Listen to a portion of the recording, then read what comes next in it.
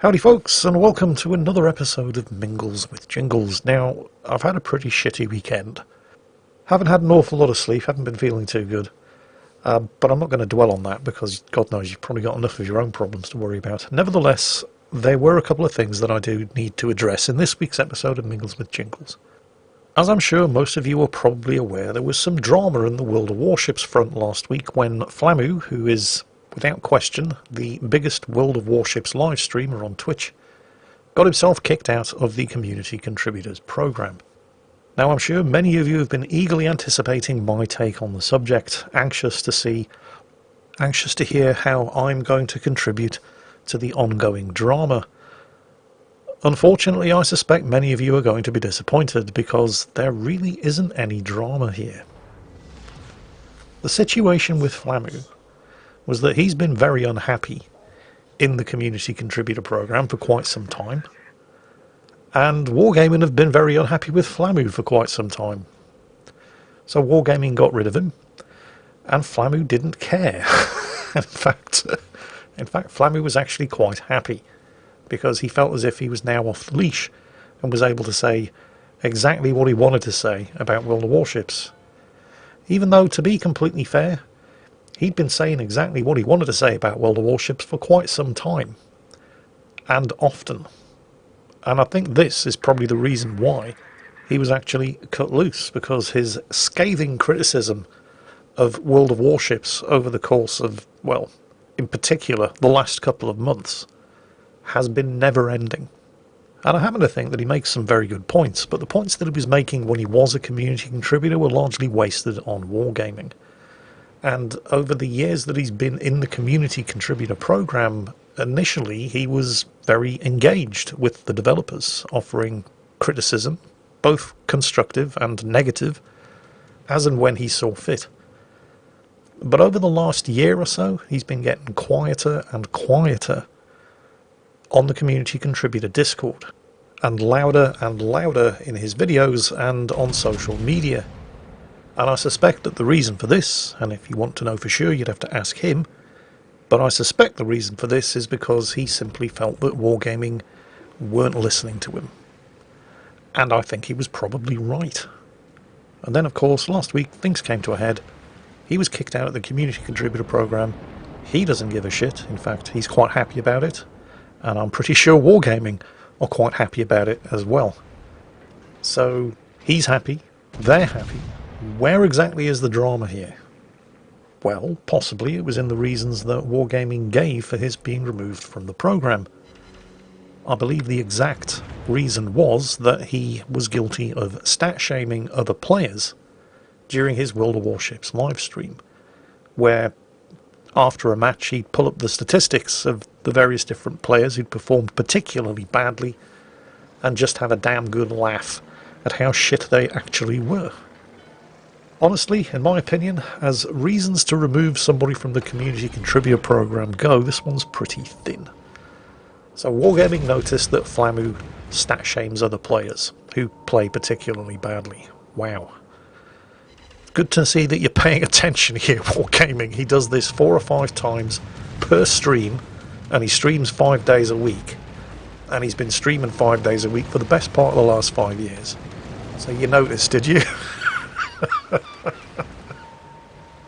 To be completely honest, because here's the thing, Flamu hasn't actually done anything against the terms of service of World of Warships. Regardless of what you may or may not think about the toxicity of looking up the stats of other players who've performed badly in battle and poking fun at them, regardless of what you may or may not think about that, this is a feature that Wargaming put into the game. You right-click a player from the team list at the end of a battle, and you get the option to check out their profile and look at their statistics. And if people don't want you looking at their statistics, they can choose to hide their profile, and you won't see anything. So this is a feature of World of Warships. How can you kick somebody out of the Community Contributor Programme for using a feature that you put into the game? If you don't want people looking at other people's stats, don't put the ability to look at other people's stats into your game. He's using a feature that Wargaming put into the game and Wargaming kicked him out of the community contributor program for it. Well, yeah, but the thing is, community contributors are held to a higher standard of behaviour than regular members of the player base. And Flamu does have a bit of a reputation for, how can we put this, not suffering fools gladly. He is very, very good at World of Warships. If he thinks you're shit, you probably are, and he will tell you.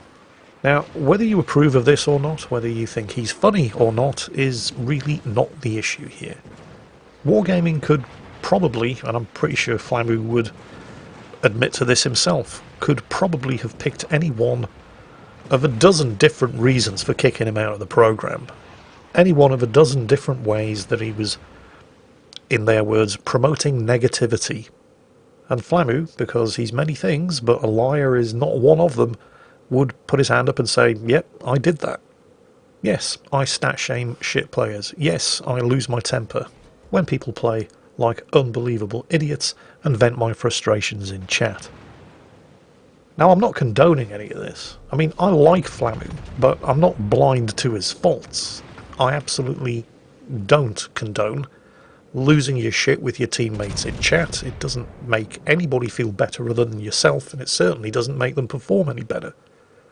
But if you were to level any of these accusations at Flamu, he would probably put his hand up and say, yep, you're absolutely right. I do these things. And Wargaming could have picked any one of these type of things as the reason for removing them from the community contributors program, and Flamu would probably have been guilty. So what I honestly think happened here is that Wargaming just decided, Flamu, we've had enough of your shit, picked a reason at random, any one of which Flamu was guilty of, and gave that as the reason why they were getting rid of him. And Flamu's perfectly happy with that. Wargaming are rid of him, he's rid of Wargaming. There is no real drama here. Except it is kind of suspicious, really, that the community contributor who was the most passionate, vocal and critical of the World of Warships development process is the one who's just been kicked out of the community contributor program. And therein, I believe, lies the source of most of the drama that we've seen rear its ugly head over the course of the last week. Wargaming kicked Flamu to shut him up. Excuse me. Has Flamu shut up now, has he? I think you'll find the exact opposite is in fact true. If Wargaming's intention in cutting Flamu loose from the CC program was to shut him up, they've failed miserably. And whatever you may think of Wargaming, they're not stupid. No, really, really, seriously now, stop laughing at the back. They're not stupid. Wargaming do a lot of things that seem idiotic. Introducing ships like the Smolensk, the Puerto Rico dockyard fiasco, misleading people as to the chances that they actually had of getting certain types of ships from the Christmas loot boxes, aircraft carriers continually buffing carriers and nerfing anti-aircraft despite the fact that aircraft carriers are overperforming all other classes across the board. Things like this seem idiotic to the likes of you and me. You and I think that the best way to develop a game would be to ensure that it was nicely, evenly balanced and enjoyable for all to play. But that's not what Wargaming's priority is. And I've brought this up before, but it bears repeating. Wargaming aren't developing a game with the intention of making it balanced and fun for all. They're developing a game with the intention of making as much money as they possibly can out of it. Now, you might think that the best way to make a game profitable would be to make it good, and if you think that, well, I could pick any number of different games as examples, but we'll just say, oh, I don't know, Raid Shadow Legends, for example. An absolute shit pile of a game that is immensely profitable for the game developers. And it works the other way too. Simply making a good game is no guarantee of good sales. As an example, we could look at Fractured Space, for example. A great game that had a fraction of the marketing budget necessary to make it successful. I'm sure you can all think of any number of different examples of your own of great games that simply sank without trace because they didn't have the marketing budget. The point here is that the quality of the game often has very, very little to do with its success. Occasionally, justice is done, and absolute stinkers of games with multi-million-dollar marketing budgets fail, as they should, despite the multi-million-dollar marketing budget. Anthem, for example. And then, of course, you get the unicorns. Those rare games that have multi-million-dollar marketing budgets and are also bloody good games. Now, opinions as to which games fall into this magical category are, of course, going to be hotly contested, but, well, just as one example, I would argue the original Call of Duty as just one of many. So what's the point here? Well, wargaming do employ people, and I know this for a fact because I've met them, who are passionately trying to make the best game that they possibly can. But those people aren't in charge. The people who are in charge would obviously like to make a good game, but they're far more concerned with making a profitable game. And if they have to make a choice between good and profitable, profitable will always win. And this is why you see ships like the Smolensk, you see aircraft carriers in their current form, and any number of other different things that are currently going on in World of Warships. And the thing is, people really shouldn't be surprised about this. This is a free-to-play game. People should not be surprised that free-to-play games incorporate free-to-play monetization tactics. Now, when a game that you've paid $60 for is using free-to-play monetization tactics, then you absolutely have every right to be pissed off. Yes, Star Wars Battlefront 2, Fallout 76, I'm looking at you. But World of Warships is a free-to-play game. Nobody paid $60 for World of Warships. And nobody at Wargaming is ever going to admit that something like the original Belfast or the Smolensk or the Julio Cesare are pay-to-win ships. In the same way that nobody at World of Tanks is ever going to admit that the Chrysler GF, the tank that prompted Sir Foch's removal from the community contributor program over there, is a deliberate pay-to-win tank, designed specifically with the aim of selling gold ammunition. We all know it's true, but they're never going to come out and admit it. And at the same time, we shouldn't really be surprised that it's true, because these are free-to-play games. They're going to incorporate free-to-play profitability tactics. And this, I think, is where Flamu and myself and all of the other community contributors in the World of Warships community contributor program have been going wrong over the years, because we keep giving feedback to Wargaming based on, you know, things like ensuring the game is fun to play for everybody. But because that is not Wargaming's priority, I can count the number of times that Wargaming have actually listened to our feedback on the fingers of one head. Just look at the Commander skill rework, for example. Believe it or not, I was the first community contributor to point at the Deadeye skill and say, hang on a minute, what kind of shit is this? And this must have been 4, maybe 5 months ago, because we got to see the new skills before you did, and were invited to give our feedback, and we did. And a lot of the feedback was, Deadeye is the worst skill imaginable. And just how much notice did Wargaming take of our feedback? Instead, it was pushed through onto the live server. They let it ride for a month in order to gather data, and now they're looking at either removing or completely reworking not just the Deadeye skill, but a whole bunch of the other skills as well. Gee, if only somebody had told them this 4 months ago. Oh, but we did. But Wargaming just don't seem to listen to our feedback. I mean, they make all of the, you know, proper noises, like we hear what you're saying, blah-de-blah, and so on, and yet very little that we actually say ever seems to be taken into consideration. And so I'm pretty sure that this is the reason why Flamu, because he's been, prior to being kicked, extremely quiet on the World of Warships community contributor Discord for at least the last year, felt that it didn't matter what he said, that his feedback wasn't welcome, and so he just stopped bothering. And I kind of know how he feels, because I've been feeling the same way myself for quite some time, and I rarely bother giving feedback anymore either, with feedback on the Deadeye skill being the one notable example to the contrary in recent memory. I just feel as if I'm wasting my breath, and I'm pretty sure Flamu felt this way as well, which is almost certainly why he really doesn't care that he's no longer a member of the program. And in fact, probably, let's face it, there's no probably about it, definitely feels as if a weight has been lifted off his shoulders. And of course, the other reason why I don't really bother giving much feedback myself anymore, and again, this is a realisation that I only came to relatively recently in the last 6 months or so, is because I'm giving feedback, as are all of the other community contributors, based on how to make the game balanced and fun for everybody and enjoyable, and that is not Wargaming's priority. Wargaming's priority, and again, this is really not something that should come as a surprise to anybody, because every games developer does the same thing, particularly in the free-to-play games market. Wargaming's priority is to screw us all for as much money as they possibly can, but not quite so much that we realise that we're being screwed.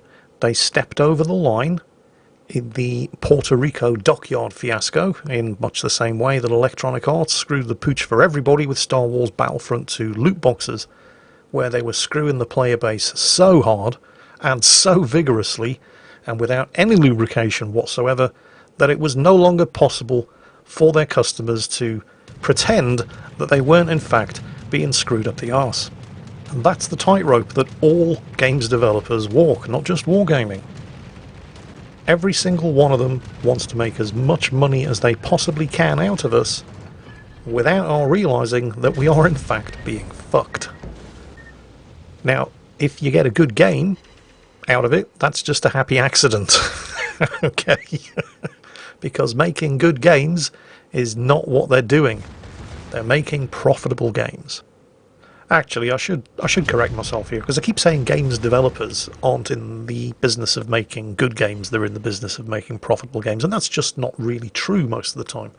Most games developers absolutely, definitely do want to make the best game that they possibly can.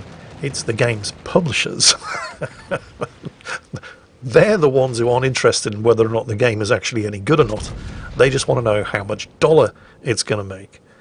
The game's publishers are the ones who are constantly walking that tightrope between delivering a good, finished and working product and screwing you for as much money as they possibly can by shoehorning as many free-to-play and mobile monetization tactics into the game as they possibly can until you are no longer able to ignore the sound of the publisher's balls slapping you in the arse every time they pull back for another thrust. And you can often tell just exactly how much influence the developer has over the publisher by the finished quality of the game. Vice versa, you can always tell when the developer is constantly being overruled and ignored by the publisher, because that's when you end up getting games like Fallout 76 and Cyberpunk 2077. Now, I don't think World of Warships is nearly that bad. I do still think it's a pretty good game, and it has the potential to continue being a pretty good game. It could be way, way better than it is, but doing that would involve confessing to some extremely costly mistakes, aircraft carriers, and they're never going to do that. So it's probably as good as we can expect it to be, and it probably isn't going to get that much worse. But I do think it's high time we all stopped kidding ourselves and acknowledged the fact that Wargaming, like any other games publisher, aren't really interested in making a good game. I mean, they employ lots of people who are interested in making a good game, as a result of which we get a fairly good game. But making a good game is not their priority, and they're no different from any other games publisher in this regard. Making a profitable game is always going to be their bottom line. But Jingles, if you feel that Wargaming don't listen to what it is that you have to say, then why do you stay in the community contributor program? Good question. Inertia? I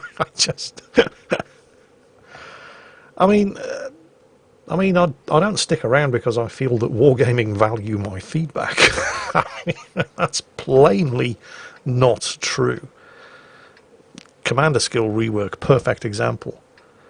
And again, a perfect example on more than one reason, of a reason why I stick around, because we do get to see these things long before you guys do. In this case, I think 3 months in advance.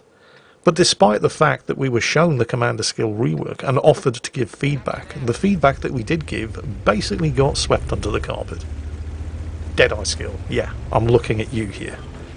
But Jingles, they're changing the Deadeye skill. Well, yeah, but if you think they're changing it because of anything that we said, or if you think they're changing it because of anything you said, then son, you need to wake up and smell the coffee. If Wargaming are changing the Deadeye skill, it's because they're losing money over it. I know they say they're changing it because of feedback, but if that was true, it would never have gone on the live server in the first fucking place. So, quite plainly you can see that that is in fact not the case. So why do I stick around? Well, I don't benefit from not being in the community contributor program, although the benefits of being in it are fairly slim. And it's not like I'm afraid to shoot my mouth off, because, you know, if I say things that I'm not supposed to say, I'll be removed from the program, which is one of the conspiracy theories that was floating around about Flamu. Because, of course, Flamu never said anything bad about Wargaming until he was removed from the program, right? Wrong. Flamu has probably been Wargaming's most vocal critic for at least the last year, while he was a member of the community contributor program. And I call them out too.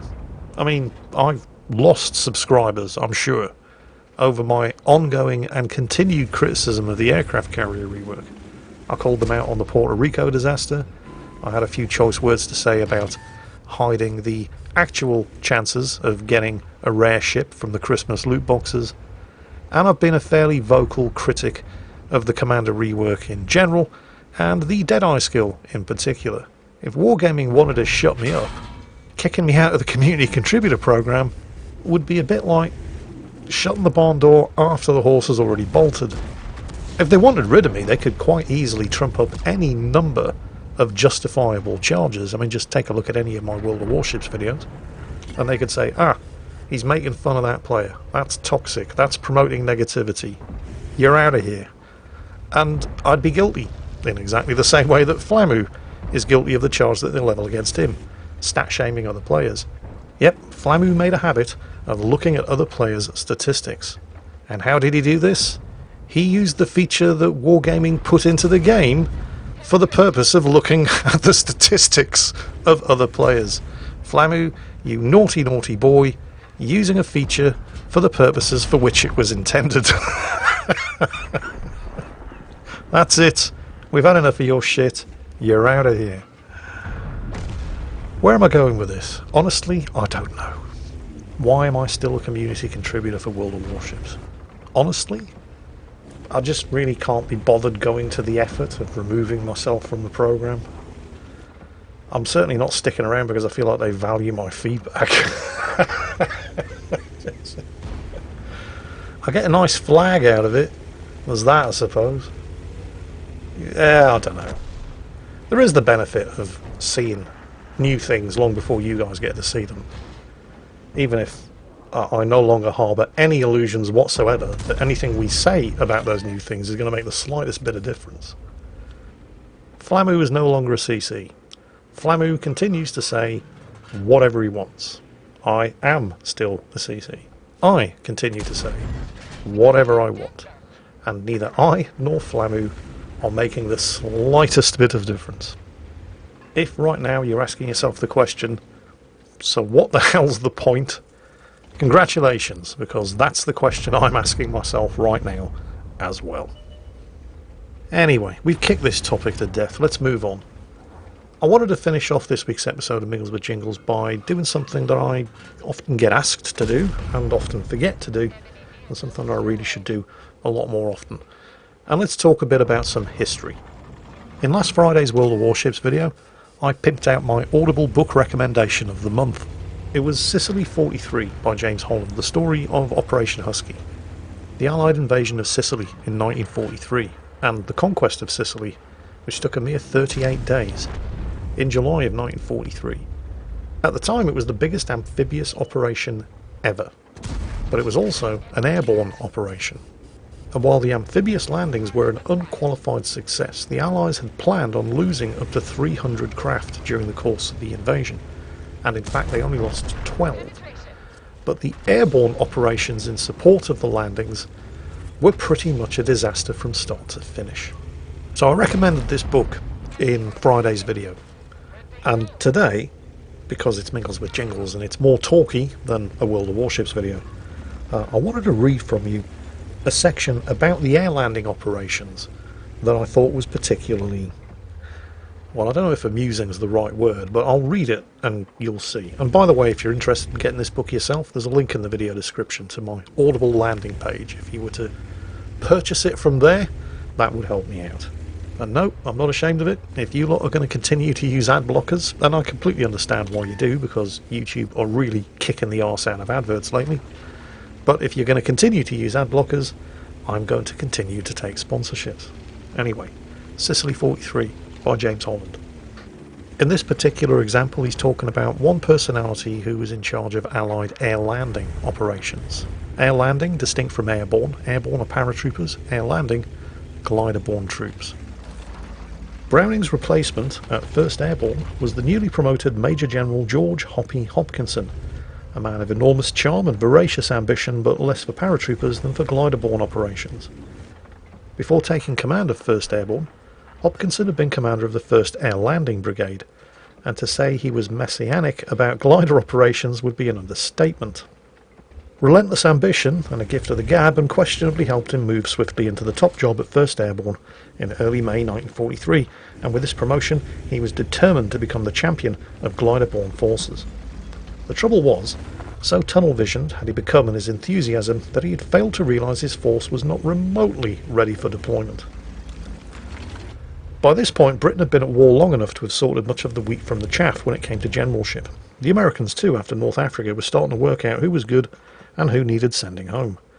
The airborne forces were still so new, however, and those making the decisions on fresh appointments had their eyes on so many other matters besides. It wasn't hard for an individual like Hopkinson, who talked a fantastic game, to get a divisional command in an untested arm. The same factors explain why he was able to convince those who might have known better, had they really thought about it rationally, that it was not a good idea to send very badly trained glider pilots across a huge expanse of sea at night in gliders they were not used to operating, to land very close to the sea on ground that was both rocky and contained a lot of stone walls. Lieutenant Colonel Chatterton, the man who would actually be leading the Air Landing Brigade, did not share General Hopkinson's enthusiasm, particularly since none of the 240 glider pilots assigned to the operation had more than 6 or 12 hours flying experience in the previous 2 months, and upon arriving in Algeria, where they were supposed to start training for the operation, they found that they had no gliders at all. Within a day of convincing General Montgomery that gliders were the way to go, Hopkinson had briefed Chatterton and shown him photographs of the planned landing zones with their rocks, walls and almost total lack of any kind of flat and open ground. "You know, sir," Chatterton injected, "that the pilots have had no flying experience for at least 3 months and little or no experience of night flying at all." Hopkinson brushed aside his concerns. The Americans were going to provide both tugs and gliders. "American gliders?" Chatterton asked. "Yes, what difference will that make?" Hopkinson replied. "Difference, sir?" Chatterton answered, scarcely believing what he was hearing. "Why, they hardly know our own gliders, let alone American." Hopkinson then warned Chatterton that if he didn't start playing ball, he'd be sacked and sent home. After a short consideration, Chatterton decided with a heavy heart that it'd be better to stand by the men, even though he thought Hopkinson's plan was insane. Somewhat unsurprisingly, Operation Ladbroke, as the air landing operation was known, was an unmitigated disaster. En route to Sicily, 65 gliders were released too early by their towing aircraft and crashed into the sea, drowning approximately 252 men.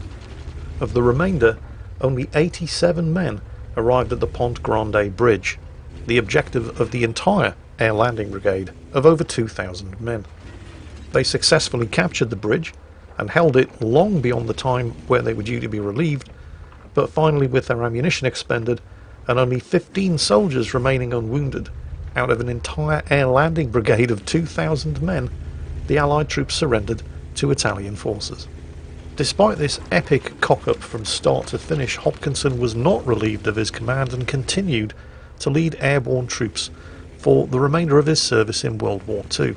Perhaps somewhat fortunately for the men under his command, that would not prove to be too long, as later that same year, on the 10th of September, while close by the 10th Parachute Battalion assaulting a roadblock in Italy, Hopkinson achieved the distinction of being the only British airborne general to be killed during the Second World War, when he was cut down by machine gun fire. That last bit was me, not James Holland, but it is true. Anyway, Sicily 43, James Holland. A lot of you ask for book recommendations, a lot of you want to know what books I'm reading. That's the book that I've just finished. I cannot recommend it enough. It is absolutely fascinating. It goes into great detail about an operation that really doesn't get much press, but was vitally important, not just because it allowed the Allies to secure the island of Sicily in just 38 days, but also lessons learned during Operation Husky would prove to be of vital significance the following year in 1944, when the Allies were poised for an even bigger amphibious and airborne operation, D-Day, Operation Overlord. Anyway, that's it for this week.